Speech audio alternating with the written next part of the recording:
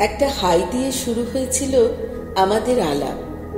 তারপর ধীরে ধীরে গুছিয়ে উঠেছিল আমাদের কথার জাল। প্রথম দিককার কথাগুলো এখনো মনে আছে। খেয়েছ? ঘুমাওনি এখনো? আজ সারাদিন কি করলে? এমন সব ছোট ছোট প্রশ্নের ভেতরেই ছিল এক অদ্ভুত টান। তারপর রাত, ভোর আর দুপুর পার হয়ে যায়।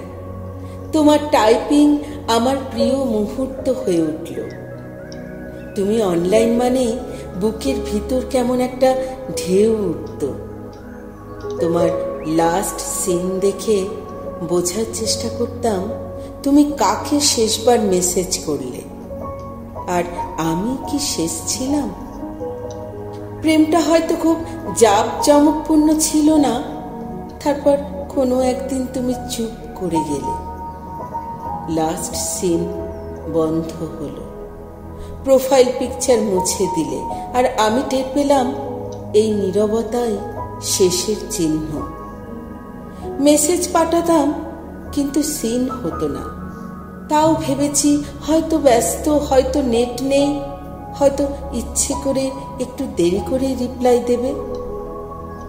কিন্তু একদিন দেখি you can no longer send messages to this chat. তখন বুঝলাম শুধু কথাবার্তা নয়, তুমি আমাকে আমার থেকে ব্লক করে দিলে। আচ্ছা, ভেবেছ কখনো একটা মানুষ যার প্রতিটি মেসেজ তুমি পড়তে চাও, সে একদিন এমন করেও বলতে পারে তুই আমার জন্য আর প্রাসঙ্গিক নোস? ভেবেছ তোমার লাস্ট সিনের নিচে কেউ চুপ করে তাকিয়ে থাকে আজও?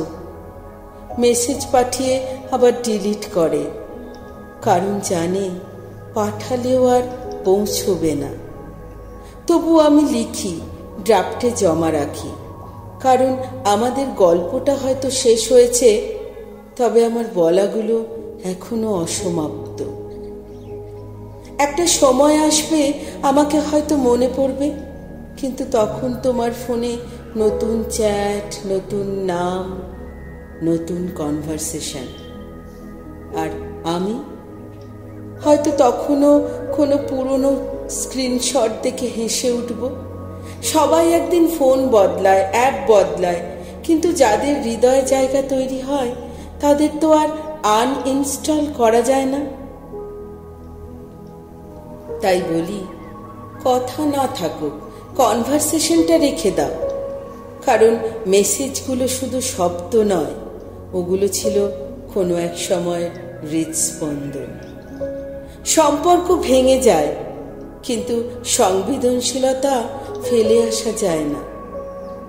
জীবনের শেষ লগ ইনেও যেন সেই শেষ মেসেজটা থেকে যায়, সিন 1।